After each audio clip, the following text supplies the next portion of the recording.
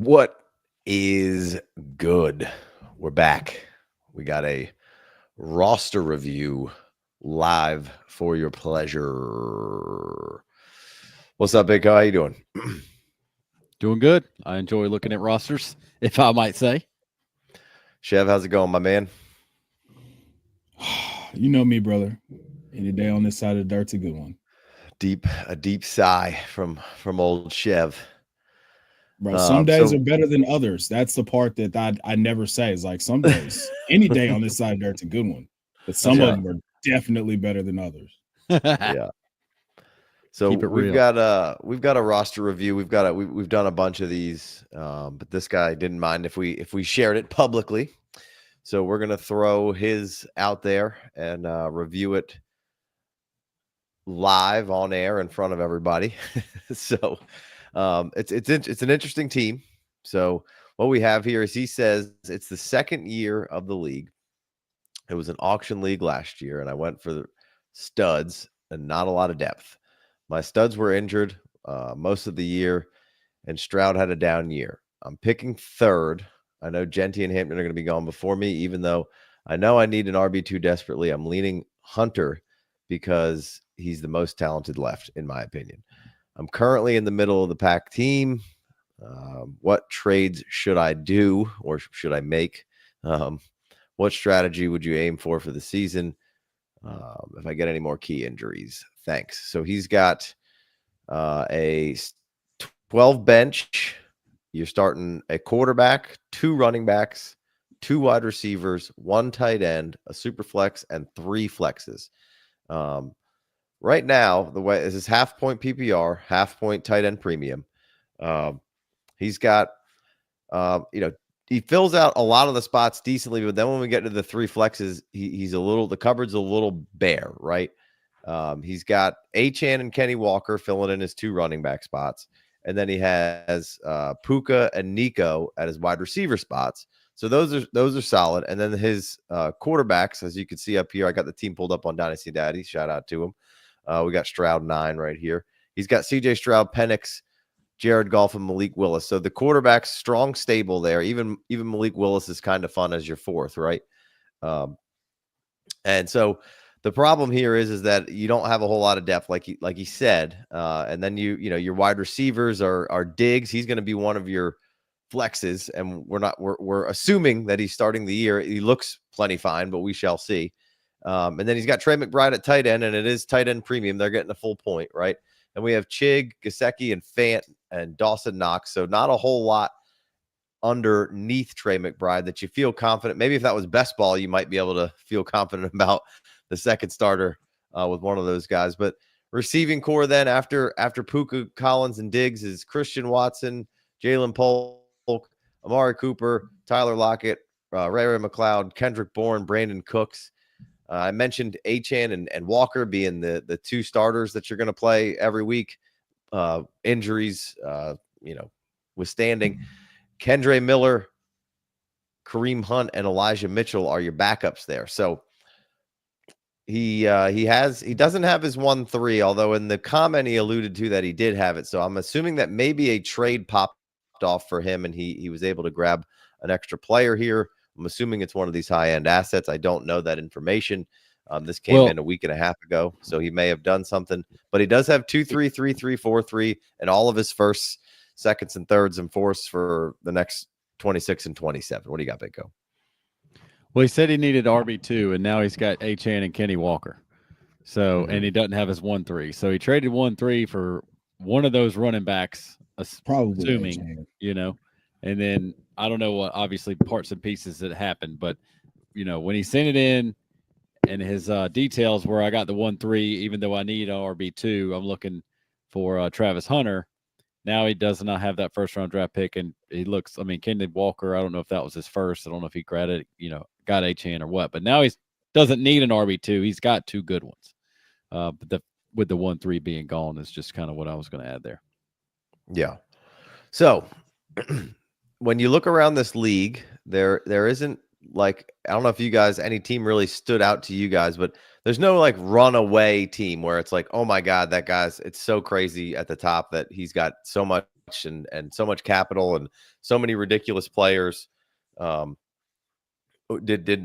But Dynasty Daddy is saying this is the essentially the best team. This says contender. The rest of them are either frisky, frauds, or otherwise. But he's got Herbert, McCarthy, James Cook, Alvin Kamara, David Montgomery, Justin Jefferson, Brian Thomas, Ladd, Rome, Judy, Downs. So it's well hung in the receiving category there. And then Evan Ingram, Kraft, and Hawkinson in the tight end area. So not, good squad there. JJ's the only kind of question mark as your locked in starter, and he's probably going to be just fine. We just don't know. Not as far, you know what I mean? Right. Yeah. So what you have here is, you have your draft, but to me, you're lacking depth. You can't really field your 3 flex plays right now, and maybe Diggs will eventually be one, or maybe start the season as one. So you at least need 2 more players to fill in there, which I don't feel comfortable with any of them. Right. So with not having your 1-3 right now, and there's not a whole lot of teams with picks that have moved around, like this team here, the Pork Store, he's got 106, 109. But most everybody else, nobody's like hoarding a bunch of firsts as far as I could tell through here. So, doesn't seem like there was a crazy amount of trading that went on as far as this year's picks. So how would you guys address the situation? To me, and I think really the only way you can tear down in a couple areas, but it feels like quarterback wise, you have a good third. So I feel like that's the safest area to do that in. So how do we move forward with this team, especially now that we don't have the 103 anymore? What do you think, Chef? Man, so I found the team that he traded the 1-3-2, and he had to have traded that guy for Achane. Aside from that, that guy's got 3 firsts. I'm trying to look through these teams now and find something or someone that I could get rid of. I could potentially, if we're offloading picks to try to go ahead and win now, like something that would actually make sense and benefit his team. I mean, you want to have a little bit more like, okay, Achane and Kenneth Walker are fine hammers from a points per game standpoint. Like we know Jared Goff's going to be, he's going to be like QB 11 in points per game and still finish like top 6. So there's the bones of something solid here. I'm trying to figure out what we can offer to one of these teams. It's not, and I think I just found my guy. Okay. So I was looking here. It's like 203. He's got 203. Are we leaning towards wanting to like bolster a contender or just kind of add value to the roster, or both? Well, I mean, he's like you said, he's got the backbones to be able to win, and without like some hammer team that scares you off, there's nothing that says he can't win. But Christian Watson was, maybe he bought him last year in the first year of the auction, maybe he didn't. But Christian Watson was a big blow to his starting lineup, and he came out and when he wrote in, he said, "Hey, I went studs and duds, and some of my studs got hurt." Well, this goes back to the startup draft strategy that we did last week, the video that just came out a couple of days ago. It's super flex, 3 flex. It's a super flex, and you have 3 flexes, so it's a deeper starting lineup.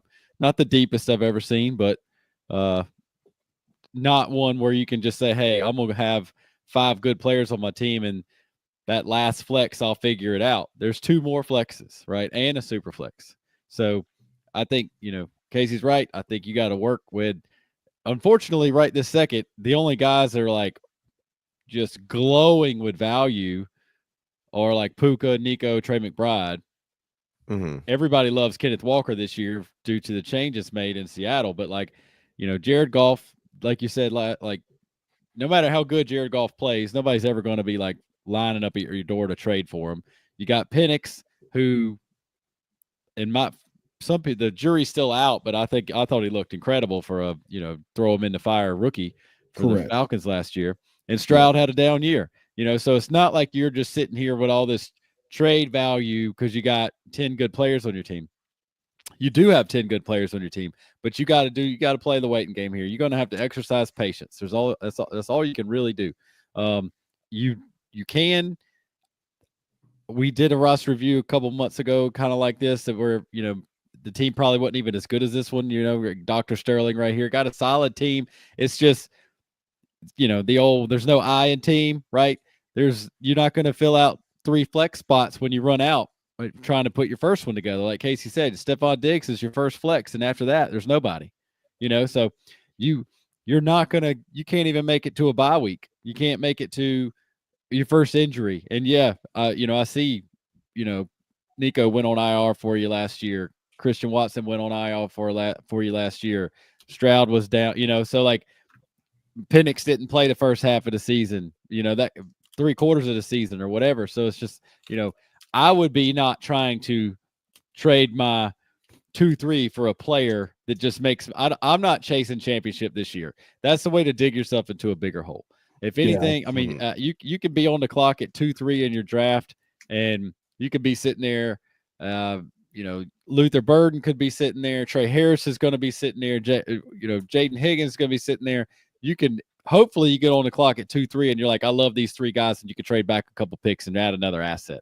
Like, whenever you get into a deeper lineup like this, a deeper starting lineup, well, people confuse, we're, rostering 30 players. It's a deep league. It's deep. It's 30 players or 35 players. If your starting lineup is, starting 8, deep is fun, but you can go studs and duds, right? When you're starting that many players every single week, that's where you're going to need a little less top end and a little more middle. We all want top end. The object of the game is to have a good enough team and good enough players to keep tiering up over time. Use this player to go here. Use this draft pick to go here. Use these things together, But like, if you can't fill out your second and third flex, you're going to get beat up, So I would be maybe looking for the opportunity to tear down from Puka. No, it's not fun to trade away Puka. I don't want to trade away Puka, but in that would be a player just to say, hey, my idea was to spend a lot of money on some really good players in the draft and a startup auction, which is the best way to start. Auctions are ridiculously fun, but when you don't take advantage of those players, like I guarantee you in that auction last 2 years ago when he started up, like Jerry Jeudy, Michael Pittman, those types of players that can be a second and third flex all day long, right, Casey? I bet they were like $5 a piece, So like you got to sacrifice and not get in that bidding war where everybody's paying. Like if you bought CJ Stroud after his first rookie season, he probably paid, 20%. 18% of your startup budget on that one quarterback. That's how it goes, and I understand it. It's just when you got to start and line up that deep and you don't hit on those cheap guys in the auction at the very end, those last 4 or 5 guys that you get for $1 or $2 or $3. We started up, Casey and I did an auction years and years ago, and I got Austin Eckler for $1. He became, went on to be one of my best running backs for half a decade, right? You got to be able to hit on those kind of guys if you're going to be pushing all your money to the front. And that takes a lot of luck. That's all it was. It was luck. I didn't know what to do with my dollar. It might have been $2. I put $2 on Austin Eckler. Got lucky. So I would be looking to maybe try to tear down from Puka, and you just need a strong start from Stroud, or find the Stroud lover or the Texans fan, right? Nobody's giving you're not going to give him much for Jared Goff. Michael Penix might get you something. I've said this exact same quote before. I'm not giving away Malik Willis. Casey said he's fun as your QB4. I'm not giving away Malik Willis in a trade where he means nothing. Now, if he's part of a trade that gets done, and I'm talking to the Packers quarterback guy, Jordan Love, if I'm trying to make a team with the Jordan Love's team, make a trade with the Jordan Love's team, and I got to give Malik Willis to make something happen, that's a different story. But other than that, I'm going to guard him because you're not going to get enough for him to replace what could happen if Jordan Love goes down. We've seen, LaFleur make Willis look good last year. That's kind of what I'm leaning to. Don't overspend to try to win this year, because you don't want to dig the hole deeper. You got some really good pieces. Try to stretch it out a little bit. stretch out that 2-3, stretch it, super flex 3-3 is a very fun pick. Casey and I were in drafts for the last 2 weeks, heavy rookie drafts, and 3-3 is mighty fun. Yeah. I mean, to me, I'm with you with, I'm probably not going super hard to try to win this year. I'm trying to just acquire assets. I don't think I have a hard lean on who I would be trying to tear down from. It's basically, the league, Who spikes whoever first? wants to trade, right? Who's interested, in trading, and which guys are they interested in? That's really how this has to all start. Essentially, it takes two to tango, so you can't just make deals out of thin air. You have to go find which guys want to actually do something, who wants to move something. And like you said, CJ Stroud's probably not the guy right now. Like, that's probably, if you want to do it, it's probably more in season, unless somebody, like, you don't want somebody buying low on your tier down. You know what I mean? That's so 100%. That's what you're trying to do. You're trying to go buy low on a tier down, So, like, for example, what you want to do, and again, what's difficult about this is that I don't know who the active teams are. I don't know who wants to make moves. I don't know who you have a relationship with. But for instance, like, this guy has Dak Prescott, and they're calling him a fraud right now. He's got some older running backs. His wide receiver core is meh. I don't know if that guy's being honest with himself, but he's got 3 first-round picks, so maybe he knows that it's not great. Maybe he would be willing, like, unfortunately, you have a lot of CJ Stroud's a buy low, and then Michael Penix is like a guy that I like buying in on because he's that 4th round, late 4th, early 5th, and then Jared Goff lost a little bit of steam, lost his OC, and he's like a later round guy. So, like, your tier down options there are like somebody like Dak Prescott going down to like a Dak from a Penix or something like that if you wanted to, right? Or Goff to, I don't know how much you can get from Goff to Penix, but like right now, your gaps between those tier downs that aren't dramatically down like Geno Smith, aren't the margins aren't that big. So I don't know what you would net from that right this minute. But for instance, going from Penix to Dak, who is usually a round and a half later than Penix a lot of the times in startups right now, and he's a new shiny object. And I'm not saying I would necessarily want to get rid of Penix, but I'm just saying, for an example, like, that would be one where Dak's value's down a little bit. People are over Dak Prescott for whatever reason, and we've seen him be very good. So I'm okay with buying him on this team, and he's still only 30 years old. So 31, 32. So that would be kind of the operation of what I'm doing. I'm starting in the quarterback area, and whether it's Puka or Nico, I guess, I'd be interested in potentially tearing down there, but I would start with the quarterbacks because I have 3. Right. So that's kind of Stroud to Dak is a really good example because that would actually net you some equity. right. Penix to Dak is maybe week 3. Penix is everybody's love child, but by then maybe week 3, Dak is feeding CeeDee Lamb and Pickens has 3 long touchdowns in 3 weeks. Don't you can't. I wouldn't wait too long to try to get Dak. So if that's the play, if that's some people are like, no chance I want Dak on my team. I get it. Sure. I get that mentality for some people. If a player burns you and you just don't want to go through it, I get it. I got so many leagues now. I kind of try to take the personal burns out of it. But like, if just look at how good Dak's been literally each and every year. And he got hurt last year. What can you do? He blew his hamstring off. Like, I think he was crushing the year before that. Yeah. I think here's probably a decent partner. I don't know if he wants to trade, but the pork store here, he's got Darnold, Cousins, and Deshaun Watson. He's got 106 and 109. So depending on your league, he's probably not in Ward range, right, to get a quarterback. But he's got a pretty good lineup as far as wide receivers go. And he's got a pretty good lineup. He's got an okay running back set. He's got 3 of them, and none of them are spectacular, but they're not terrible. So maybe would you guys be interested in going down to only having 2 quarterbacks in this situation for maybe a year, or figuring the third back out and trading that guy straight up a quarterback for something that's on his team? Or do you want to try to keep 3? I'd be fine. I mean, this guy has Jameson Williams, so that might be something that you could interest him in with the stack, potentially going, trying to get either, if we're not going to go gung ho win now, which I'll come back to my point about the 203 here in a second, but yeah, you could probably take Jared Goff and offer, get something real nice for him, because this guy does have Jameson Williams. I mean, he's just deep at wide receiver. You could probably also put something together to get one of those guys. I mean, he's got Ayuk, he's got Pickens, he's got Jameson Williams, he's got Rashee Rice, and no, none of those guys are going to crack his top 3 more weeks than not. I mean, this guy had a strategy, and I feel like it went really well, because now he's got a bunch of trade assets.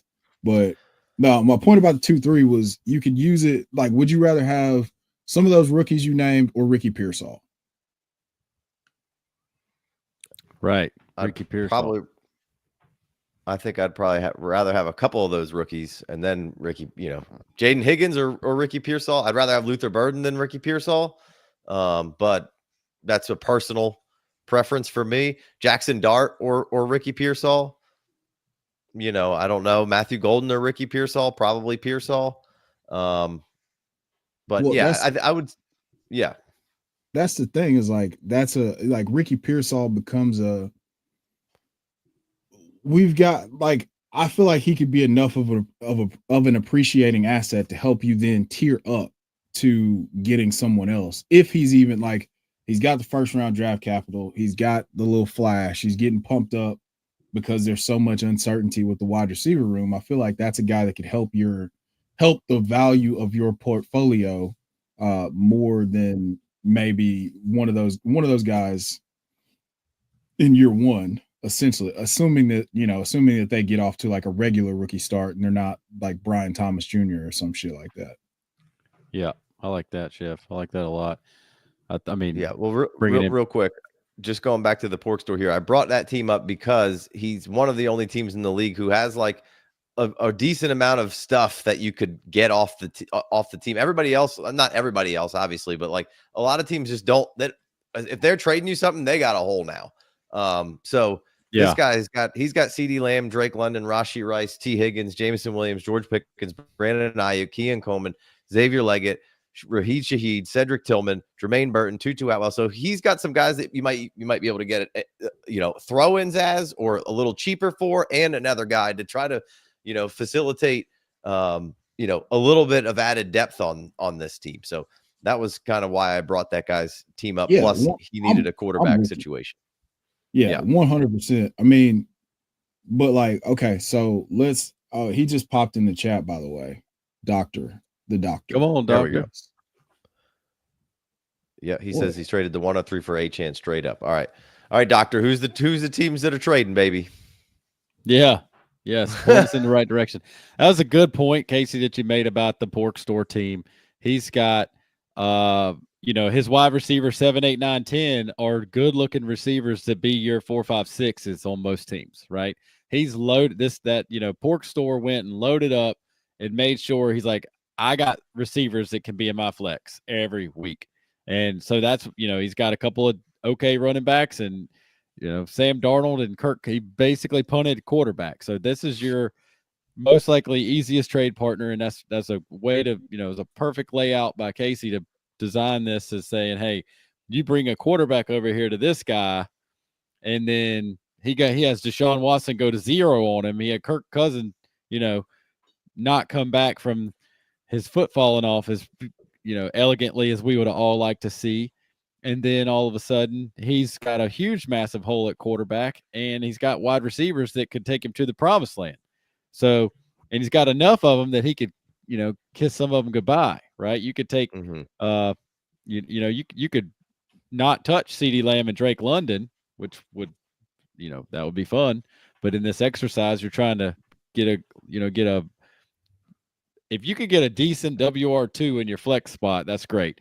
The problem is, like I said at the beginning, there's 2 more flexes, right? So if you can have 2 stud wide receivers, and he does have 2 stud wide receivers, he just doesn't have anything behind him. So if you give one of your quarterbacks and come away with, Jameson Williams, this would be a perfect time to buy low on Brandon Ayuk. You come away with Jameson Williams, Ayuk, and Shaheed, and get back Kirk Cousins as well. That's a decent haul for your worst quarterback. You might be Jared Goff and Jameson Williams and Ayuk.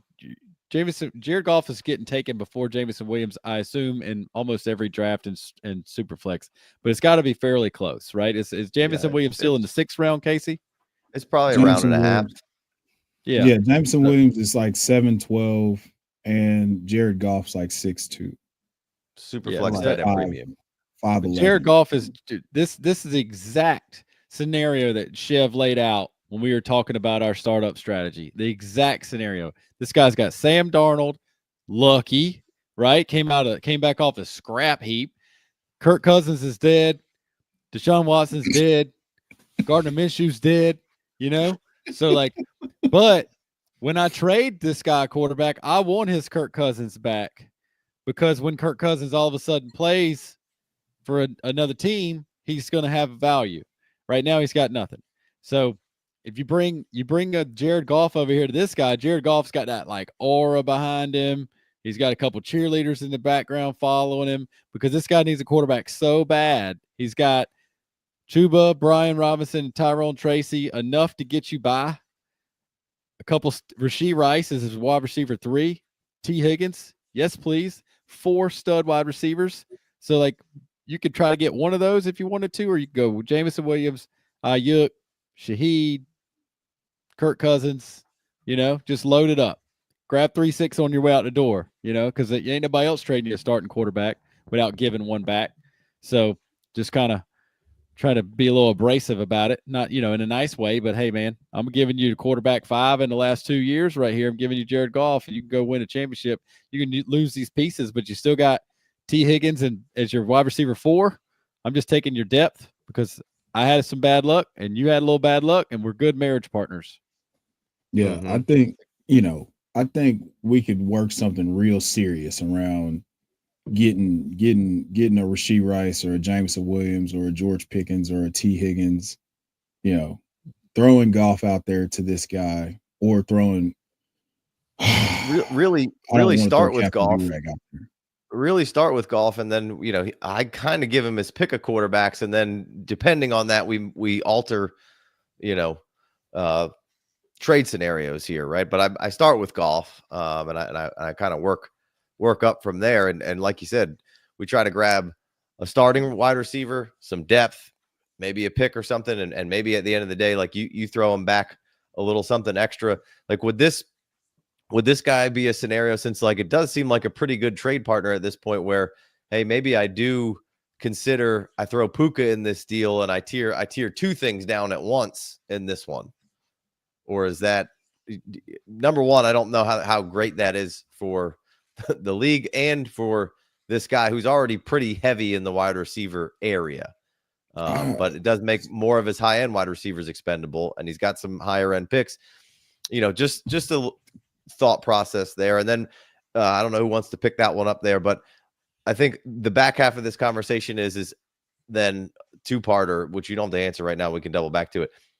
We're all in the camp of we're not getting rid of any future picks right now to try to upgrade this team at the moment. We're going to try to do some other things and see where we go in this year. Correct. And really, I mean, tip of the cap. You came over here for the roster review. You showed up in the chat. You're obviously efforting through the roof. And maybe A-Chain comes out and absolutely slays. He did slay every time his quarterback was in the lineup. Every time Lefty was checking him, I mean, that was literally their game plan, was to throw it A-Chain over and over and over again. I think Chev told us he was like RB3 or RB2 whenever this quarterback wasn't hurt. So, but giving away the 1-3 for A-Chain when you still don't even have your first round draft pick, or you don't even have your starting lineup full. Can't do that, right? So if anything, and it's what's done is done, but you can't give away your first round draft pick of 1-3. 110, different story. You're not supposed to. Big Co's rule book over here that's not printed out. You're not supposed to go give your 1-3 out for a running back who has been nothing but amazing, but also undersized and looks like I could pick him up and tackle him if I could ever get my hands on him, which I couldn't. Like, you know, like the 1-3, you could trade back in the draft, in your rookie draft. You can trade back off of that 1-3 and build a whole team out of it.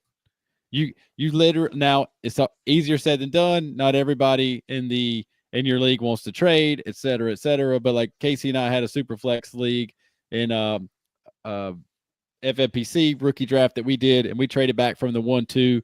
I don't remember where we landed. It was pretty far down the line, but we got Rashee Rice. And then we kept going from there, and we built off of it. So like the 1-3's been given away. Now you got an RB2, but again, we got 0 Stephon Diggs plus nothing for 3 flex spots. So you got an RB1. We're gonna. Yeah, you got your RB1 bumped down to RB2. HN could easily get outscored this year by Kenny 3-6 potentially.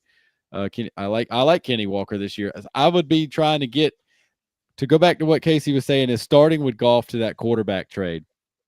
I would go up to the Pearly if the buyer, which is the other, the pork store, if he would be interested in CJ Stroud and put enough value on him, then I would push up and say, okay, well, I offered him Goff for this back, and he says, no, I want CJ Stroud. Okay, I'll give you CJ Stroud, but I'm going to need this, and this, because you went from Goff up to Stroud. Now you went from the 30-year-old Goff to the 25-year-old Stroud, yada, yada, yada.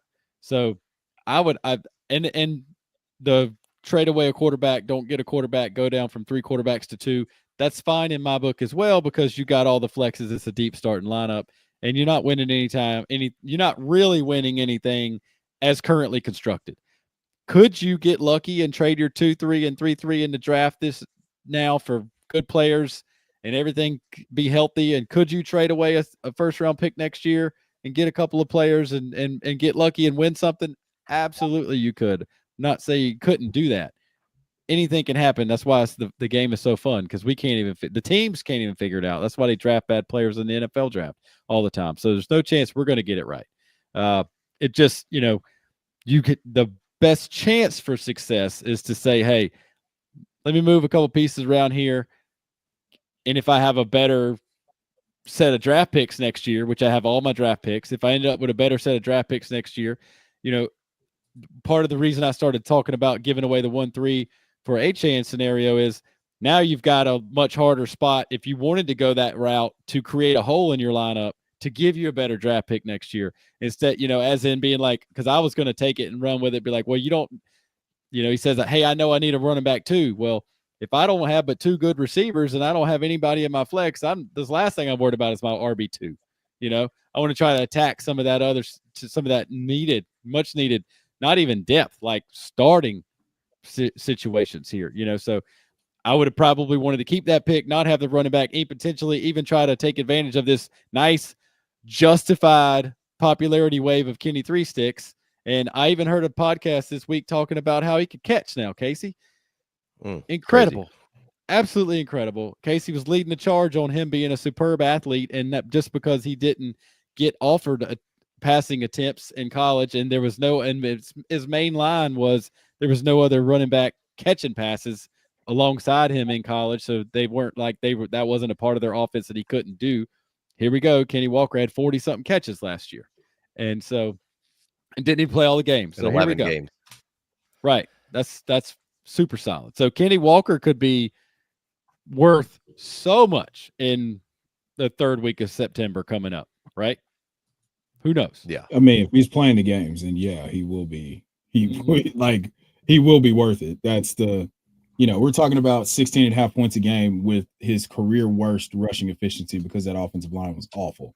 So he could boom in value, and that's a guy that you could try to look to sell if you're, if you see pretty clearly that you're bottom quadrant in points put up, and you're not really winning games. Like, that doesn't really fit with what you're trying to do. Like, we can agree on that, right? Yeah. I think that what it signaled to me, because I figured there was 0 chance that he gave up the 1-3 for Kenneth Walker. So obviously it was for HN. So I think he's trying to make a push. And Doc, you can correct me if I'm wrong. You're trying to make a push to compete with something this year. If you're still listening, you can help us out and let us know. But I don't think that giving up the 2-3, like, again, I have to add this whenever Big Co says you need to trade back, like, you have to be sending those offers out. Like, they're not just going to come find you. Good call. You got to make it work. Yep. Yeah, you've got to work it if that's what you're going to do. I feel like that's an important thing for people, because you can say, hey, this pick's on the block or whatever the case may be. Go send out 6 or 7 offers to guys through more than 2 spots behind you, and maybe hit those other guys up to see if, there's a guy in that range, but you're going to have to wait until the draft to do that.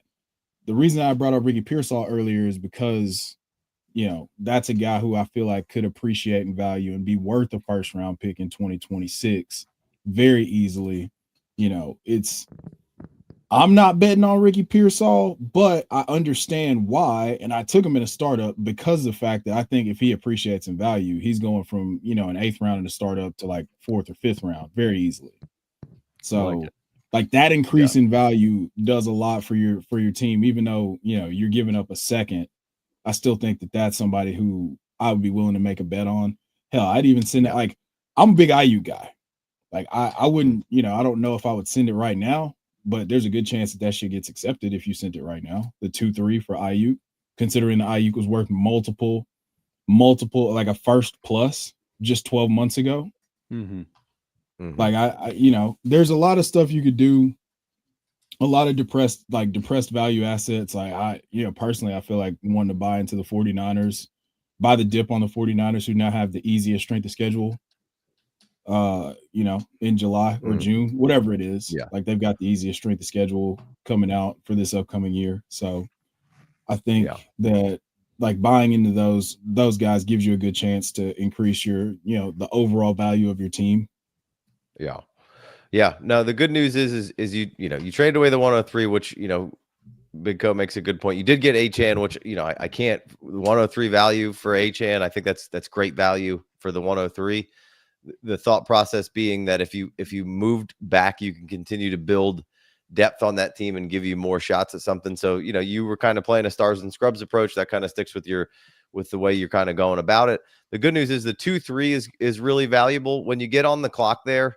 I wouldn't be necessarily, I don't think I'm trying to really trade up. I'm probably going and getting on that clock at 2:03, and I don't know how long your clock is, but you gotta, before you get excited and pull the trigger, because you're right above a tier break right there, right in that 2-3 range. So you still have opportunity to move back. And on your team, like, it would be great to get, whoever, if it's Matthew Golden or or if it's whoever is that player that's left there. It's Jaden Higgins, Trey Harris. Matthew Golden sometimes can be there, or he goes 112. Some leagues Luther hated Burden. Buka for some reason. Luther Burden, all those guys rotate. Jackson Dart, they all kind of rotate through kind of that area. And this is tight end premium. It's only half point PPR. So trading back in that scenario and moving back to 109 and picking up things along the way, or moving back to 207 and picking up things along the way, and then making a decision if you want to. Hey, the tight ends still get premium in this league, so there's 3 more in that round that Taylor, Ferguson, Arroyo, that all have value in my opinion, because it doesn't matter that it's half point PPR, you're still getting the half point extra of premium at the tight end position. So those guys are elevated, right? You still have Kyle Williams, you still have Besh. Even though there's a tier break there, you could get paid and move back, and there's still a bunch of guys in that range. The Kyle Williams, the Jack Besh, the Milrose. If you're trying to take a quarterback, or Shucks, if you're trying to take a quarterback. So there's multiple options from 2-5 after that tier break all the way back to 301, 302. And me and Big Co just went through this in another league where we were hurting for depth. And it would be nice to put Jaden Higgins on the team, but it's also nice to trade back, gain something, whether that's moving later picks up, getting shit in the future, or getting a player to move back, right? Because right now you do need a little bit of depth. Like, can I move back and get a Xavier Legette, right? While it may not be sexy, like that's a lottery ticket. You know what I mean? So just getting creative, even if the deals aren't flowing in, it takes work, like Chev said and pointed out. Like, you have to massage these things to figure out what the right combination. Right. Yeah. Right. It's not just going to happen just because Big Coach said trade back, so everybody's gonna want to trade back with you. No, like you have to be willing to work that deal. So your point, Casey, is a really, really good one. Like we've settled on the fact that you need to approach pork store guy. Need to approach him for the deal. You need to be willing to give up one of your quarterbacks. You also, if you're going to trade back in that second round, you could be targeting Milrow. You could also be targeting Shuck. You could, if you're going to move back in the first round, if Jackson Dart's available, that works out perfect for this strategy because you can trade, one of your guys that's going to be worth a first round pick to add something to your lineup. And then you're adding another first round pick who's going to have insulated value for the next 2 years in your lineup in Jackson Dart if you're not able to move back. But if you're able to move back and then get something plus Jalen Milrow, plus Tyler Shuck, I feel like that's also adding to the value of your team long term. Yeah. Big Co, anything else to add? I mean, I guess lastly, if you want to say, hey, I don't want to do all that trading back. I would like to win now. I got enough firepower at the top. Okay, fair enough. You take your golf and you try to trade for those guys. I didn't call Keon Coleman's name out off of his name, but I should have. Chev, I could. Ain't no way I'm signing off. I threw it out there. You said Leggett though. Did you say Keon too? I said Leggett for the trade back, but I just on that team I said that he had Keon Coleman. I thought Leggett's cheaper than Keon Coleman is why I was throwing that out there.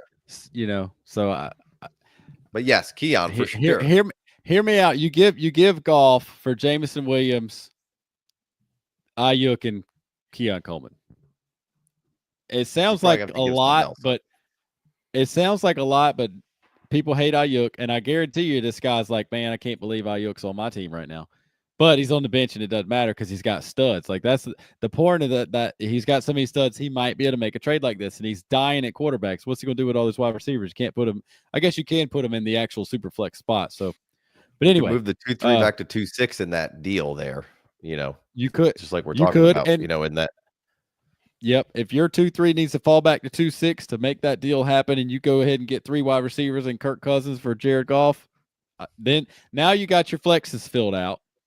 And then you got your 2-6, and now that 2-6 is Trey Harris, say, slips away at 2-5 or whatever. But Milrose sitting there, Kyle Williams sitting there, Scottaboo sitting there, et cetera, et cetera. You could probably, once you miss that, if you missed out on one of those guys, you could probably just trade back again and start to pile it up.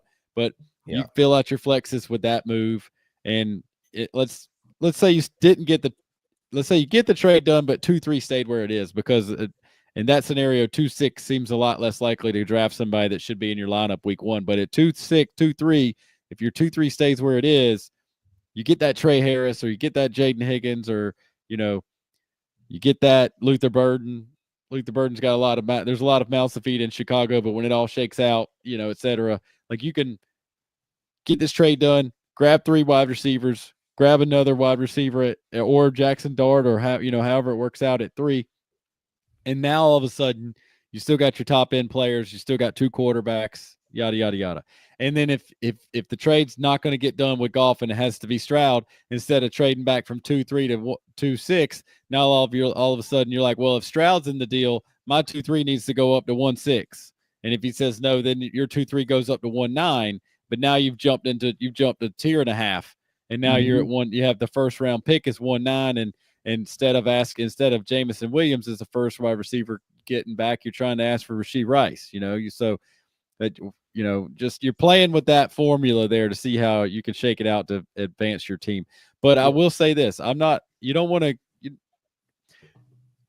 Occasionally, it's still fine to have like just an offer you sent out get smash accepted in your face, and I have gotten to a point in my career here where I got enough leagues where I'm okay if I send out a trade and it gets smash accepted. There's always that voice in your head. It's like, what else could I have gotten? But sometimes it's like, get a deal done and go. But like when you're the one that offers the quarterback to a team that needs a quarterback that bad, you don't want to offer the trade out that gets smash accepted in your face. You always want to be you want to be too fat. You want to be too heavy, and you want him to be pushing back for the trim down. And then at some point you got to be like, sorry, can't do it, bud. trading a quarterback scares me to death. This is what we got to have. You got to have him, yada, yada, yada. And then 15 minutes later, he's like, okay, let's do it. I'll do it. So go ahead, Chev. To keep it from getting smash accepted, if CJ Stroud's involved, I would ask for the 1-9 and the 2-6, and then offer to send back the 2-3. So you got a talking point. Yeah, I'm gonna go above Jameson Williams at that point, is what I'm saying. I want to get 100%. Rashee Rice. I'm gonna let you. I'll leave your CeeDee Lamb and Drake London alone. I'll leave those guys. You keep those two monster studs. I'll leave them alone. But I'm looking for Rashee Rice, Jameson Williams, Keon Coleman, and trying to figure out a way to keep Brandon Ayuk in the deal, because again, like we talked about last Monday night's mock draft, he's never going to be cheaper. As much as it sucks if he's on your team. If you bought him in the last 2 years at a higher price, it sucks if he's on your team and you needed him and you were like, didn't have a lot of depth, but you had the top end lineup and you were going, it sucks in every way it could suck for Brandon Ayuk right now. And that's when you got to buy him. And as bad as it feels it's a lot easier to get him as package in a trade than click him in the startup. Clicking him in the startup is so hard for me, because now I'm done with that pick and I don't get to move around with it anymore. But in this trade, he can kind of get balled up into one big old package, and the purchase price doesn't feel as much, and it doesn't hurt as much to actually get him. To add something, to add to the whole Brandon Ayuk value thing, like right now, you go on Keep Trade Cut, which again, I told a funny story about that before we went on the air, but if you go on Keep Trade Cut, right now he's a wide receiver 38. His value crested the highest that it's ever been, like before week 1 of the season last year. He was wide receiver 12. That's September 3rd, 2024. Okay. So we could very easily be talking about him returning on that value. Like, somebody else texted me today and asked me, like, should I try to acquire Ayuk? And I said, man, it's never going to be cheaper than it is right now today. Like, unless he Kenny Galladays us, which I've seen too much good football from Brandon Ayuk to believe that he's going to just Kenny Galladay us. Good name drop. I think Brandon Ayuk is very easily going to far outperform wide receiver 38 from a points per game perspective, and be back in like that 20 to 25 range pretty comfortably by the end of this season. So I love having him. I love having him in the deal, especially, I mean, if Stroud's involved and you're keeping Goff, I definitely want to add Jameson Williams as a piece. I mean, we all know that I've been really bullish. I love the trade that you constructed. I think to prevent ourselves from getting smash accepted, you just ask for that first and that second, and you offer your second back. So now you've got a little bit of 2025 draft capital to play around with. Stroud needs to be, he's gotten discounted, but I still feel like he's one of the cornerstone assets, as a quarterback piece, even though he doesn't run. Yep. Yeah. Go Jensen. Definitely want to acquire Attic, but I'm scared of the attitude. Yeah. Hey, man, that's part of what's driving the price down a little bit. I did just see something recently that he's been great in meetings and been coaching the boys up a little bit. I know there's been some shade out there, but and I'm one of them. I hated on Ayuk. I didn't like the deal. I'm a Niners guy. I hated that they gave him that much money. I'd have let him walk, and then just didn't seem like he was all in. But I think there's some good price to be had. I'm going to add one more thing to this, and I mentioned it at one point, and I was a little lukewarm on it, but I think I would go pretty bullish on this, because this guy's, and we've spent a lot of time on this one guy, and for the reason of that it matches up well with you. But if I can suck any value between Puka and Drake London and get something even more in this trade, I would do that all day long, right? So you can go, if he's going to give you value from going from Puka to Drake, then take it. And if that's going to make bigger things happen in this trade, I'm 1,000% on board. So to me, it's a tiers game of what you want to do with the quarterback, which quarterback he wants and how you want to do it. And this all may not be for naught, but these are all ideas of how I'm looking to make these happen. So this was just the one guy that we felt like matched up with you really well. So like I said, I mean, that could really just help you get more stuff on the back end, maybe get a higher end asset somewhere without having to do something, maybe improve some picks. But just one more thing that you can add in there to just add to your favor of, hey, the value is certainly on Puka side, and between Puka and Drake are several picks in the second round. That's a lot of value. So whether if he's giving you that value or any sort of value on it, I think that's another good way to suck some more stuff off of this guy's team. So pause.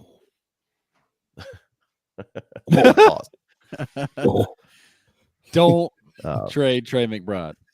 Yeah, don't. As the person who traded Trey McBride at some point last year, I don't recommend it ever. Don't do it. Yeah. Yeah. He has a legitimate chance to break fantasy this year. Don't trade. Yeah.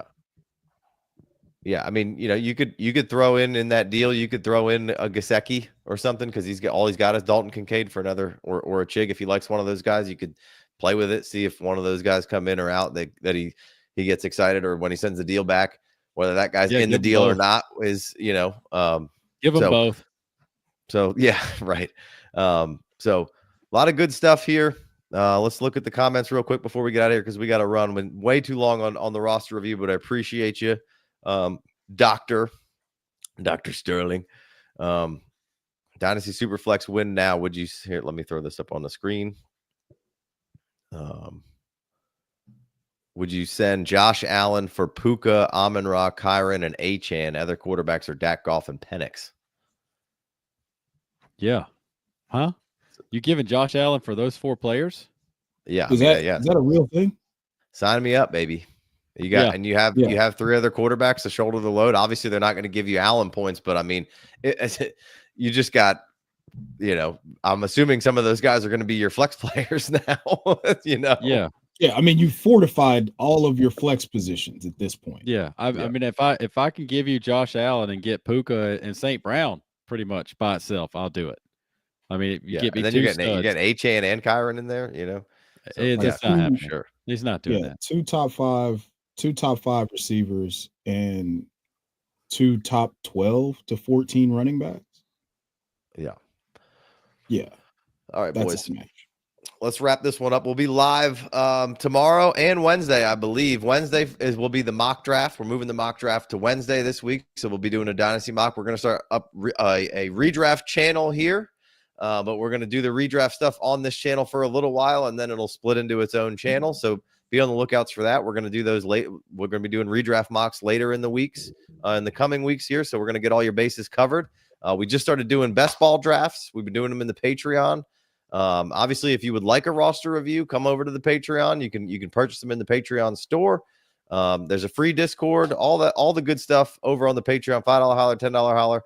And that's kind of the big part of this is like, it doesn't just end with a roster review. Like, come over to the Patreon side of things and let's massage these trades out. Let's figure out what we can get. Let's keep this whole momentum rolling and towards what we could build this team into. So we appreciate you guys.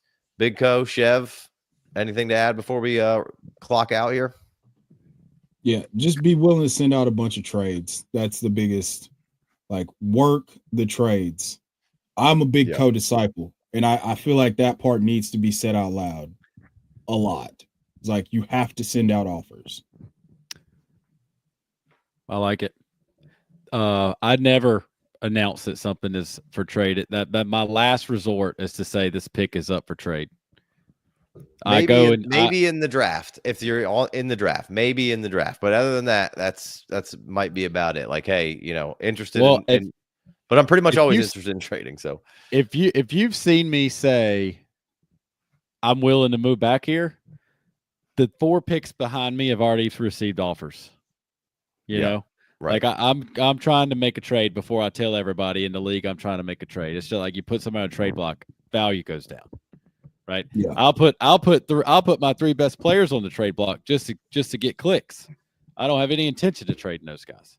Then all of a sudden I'm trading you this guy. Get him, Shep. Get him, Shep.